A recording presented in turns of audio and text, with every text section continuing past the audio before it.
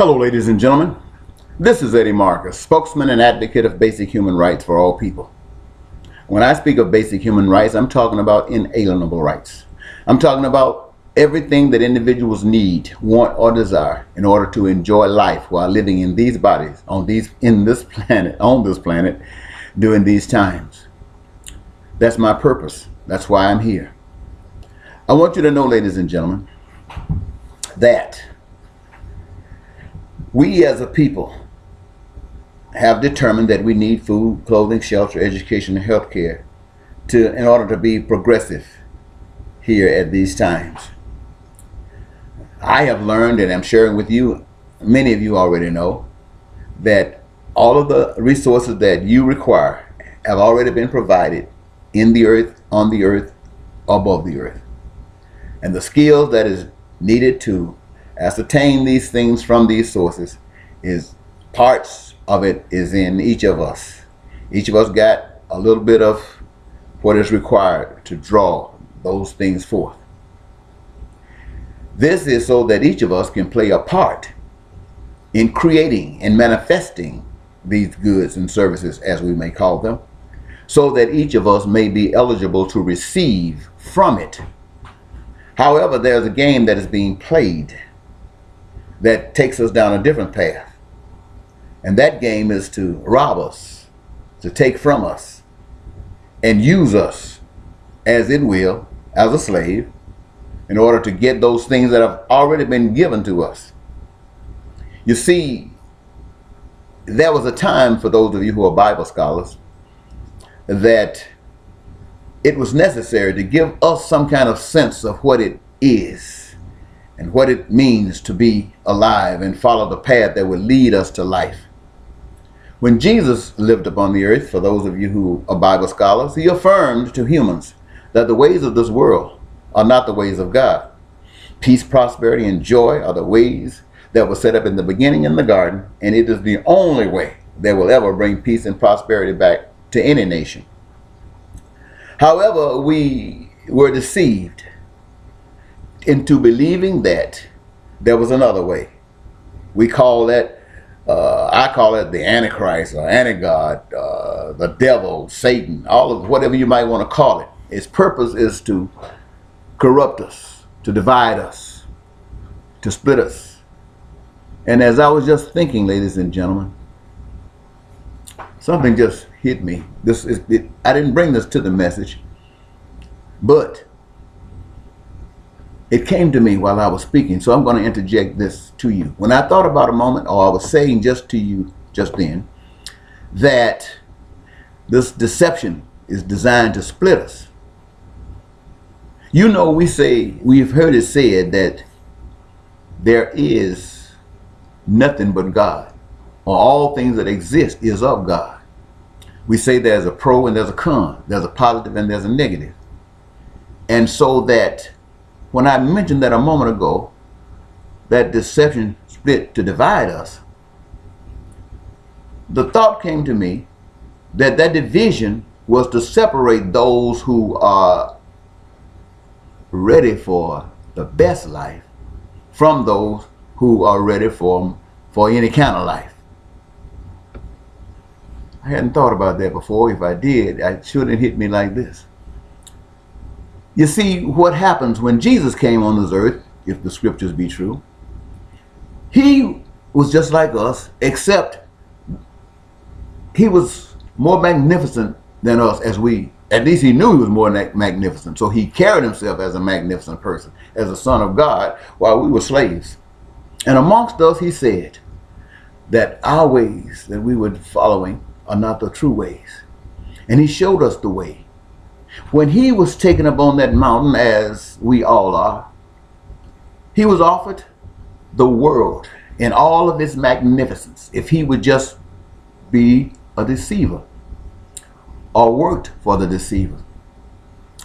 And Jesus' response to that was, if he had to have it that way, it wasn't worth it. That was a message to human beings. If you got to have it that way, it's not worth it. And to let you know that his way was different than the way of the world. The way of the world found us sick. It found us dying. hungry, suffering. And he showed us a way out. He showed us that the way out was by trusting the one that he trusts. And to do something magnificent, he walked on water. He healed the sick. He healed the blind. The dumb, he made them able to talk. He raised the dead. He himself died, rose from the dead, and ascended into heaven. He did this to let you know that if we trusted the one that he trusted, it would free us from the bondage of the one that we are controlled by today. And he went away, magnificent. He went away and left it up to us. You can continue to live in deception, or you can change. You can continue to live under deception, or you can change. Now, there is no way that the world will ever live in peace and prosperity and joy, because that's not the way it's supposed to live. It is founded on that other way, that wide door opening for those masses of people that are going that same way. It doesn't matter whether you're Baptist, whether you're Catholic, whether you're, doesn't matter. If you're on that path, that's where you're going, to that other side that is not of God. Now, the ones that listen to God, they go through a different door. And they are not many in number. There are few that find it, because it is an individual thing, ladies and gentlemen. It's not a group. I mean, you know, people who find the way, they might end up being grouped together at a time to come. But in the present, it is the individual. An individual whose heart is right. An individual who wants to treat people like they want to be treated. An individual who treats people as though they're treating themselves. For this way will not allow war, terrorism, crime, and violence, and prostitution, and drug abuse, and all of the ugly things of life. This way will make way for a beautiful life. But here's the secret. If you live this way, according to this way, in this world, and people listen to you, those people that are all on that path, Methodists and Baptists and secular people, if they listen to you, you will be killed. They don't kill everybody, they just kill you. That's what you call that straight and narrow way. Few there be that find it. Like Martin Luther King, Gandhi, Malcolm X, Jesus, and so many others. But when you're killed, you wake up in a different life. In a life of peace and prosperity and joy, where food, clothing, shelter, education, and careers of your choosing is an automatic. You are there because you gave your life to be there. You gave your life to be there. And you deserve to be there. But preachers don't tell you that, because preachers don't know that. They just tell you what was in the Bible. See, in order to come to where I'm telling you, you got to know God. You got to choose God. You got to choose God's way. And like Jesus said, it doesn't matter what the world has to offer you. If you got to lie, cheat, and steal, directly or indirectly by supporting it, then you're a member of that. And that leads you straight down to hell. If you want to go any other way, you got to straighten up and do it. You see, when Adam was in that garden and Eve offered that apple to him, Adam was supposed to reject that apple and tell Eve to go on with whoever told her about that apple. Then Eve would have been on the world's side, and Adam would have been on God's side. But he didn't. He went with his woman. So what God is saying to us today, since Jesus, let the world go where they want to go.